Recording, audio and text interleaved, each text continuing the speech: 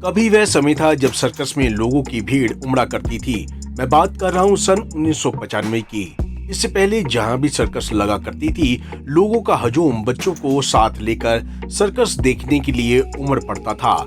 लेकिन 1996 में मेनका गांधी द्वारा बेटा लगाने के बाद जानवर सर्कस से गायब हो गए। तब से सर्कस में लोगों का आना बंद हो गया। बच्चों का भी रुझान सर्कस की तरफ से बंद हो गया। उसके बाद मोबाइल का जमाना आ गया। बच्चे मोबाइल में खो गए। इसके साथ सर्कस भी कहीं खोती चली गई। सर्कस में मनोरंजन जो कलाकार करते थे, वह भी सर्कस को अलविदा कहकर किसी और काम में चली गई। और कुछ कलाकार बेरोजगार हो गए। जो कलाकार कभी अपनी कला के द्वारा दर्शकों की तालियां सुना करते थे, वे आज गुमनामी के अंधेरे में खो से गए। अब बच्चों को भी सर्कस में नहीं आने देना चाहते। यही सब कुछ जानने के लिए हम आज चंडीगढ़ में लगी एशियाड सर्कस में पहुंचे। यहाँ पर जब हम यहाँ के मैनेजर बल्केश्वर भास्कर के पास पहुंचे तो उन्होंने बताया कि आज का युग बदल गया है, टेक्नोलॉजी बदल गई है। सर्कस जो कलाकार लाइव परफॉर्मेंस देते थे, उनकी जगह मोबाइल और फिल्मों ने ले ली है। सर्कस को कुछ सोचना चाहिए। ये पुरानी धरोहर कहीं खो ना जाए, इसके लिए सोचना चाहिए।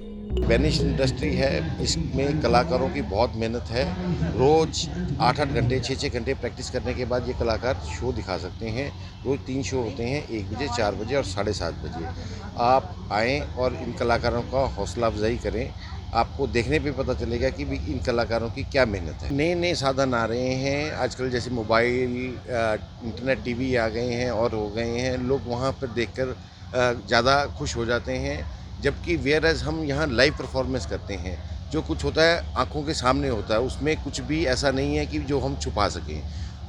आप एक जब टीवी पे देखते हैं, उसको एडिट किया जाता है, उसको वो 5 बार सीन करता है या 8 बार या 10 बार सीन करता है, वो तब जाके उसकी परफॉर्मेंस आपको एक शॉट में अच्छी नज़र आती है। यहाँ तो आप लाइव परफॉर्मेंस देखते हैं और इसमें कोई गलती की गुंजाइश नहीं रहती। सरकार चाहे तो बहुत कुछ हो सकता है, इस पर हमें कोई सब्सिडी नहीं है, हमारे ऊपर किसी तरह की मतलब हमें कोई आर्थिक सहायता नहीं है, ठीक है, सरकार की तरफ से। लेकिन यह है कि मैं सरकार से मांग करना चाहता हूँ, इस विलुप्त होती इंडस्ट्री को अगर संजोए रखना है या बचा के रखना है तो सरकार से हमें सहयोग चाहिए। इसके बाद हमने सर्कस के अंदर जहां कलाकार रहते हैं वहां पहुंचे तो हमारी नजर सर्कस में काम कर रहे जोकरों पर पड़ी। हमने जोकरों से जब बात की तो उन्होंने कहा कि हमें दुख तो बहुत है, पर क्या करें, हमारा काम है लोगों को हंसाना। हमें घर गए हुए कई समय हो चुका है, बहुत दुख है। कई बार तो लोग हमारे बौने होने का मजाक भी उड़ाते हैं, पर अब आदत सी पड़ गई है। पर हम कहते हैं कि हमारा मजाक उड़ाकर यदि आदमी खुश होता है तो इससे बड़ी बात और क्या हो सकती है। हमने और भी जोकरों से बात की, उन्हें खरीदना चाहा तो हमें पता चला कि इनके मन में भी कई दुख हैं, लेकिन हंसाना इनका पेशा है, रोजी रोटी का, ताकि ये अपना घर का परिवार चला सकें। आइए हमने इनसे और क्या बात की, आप भी सुनिए।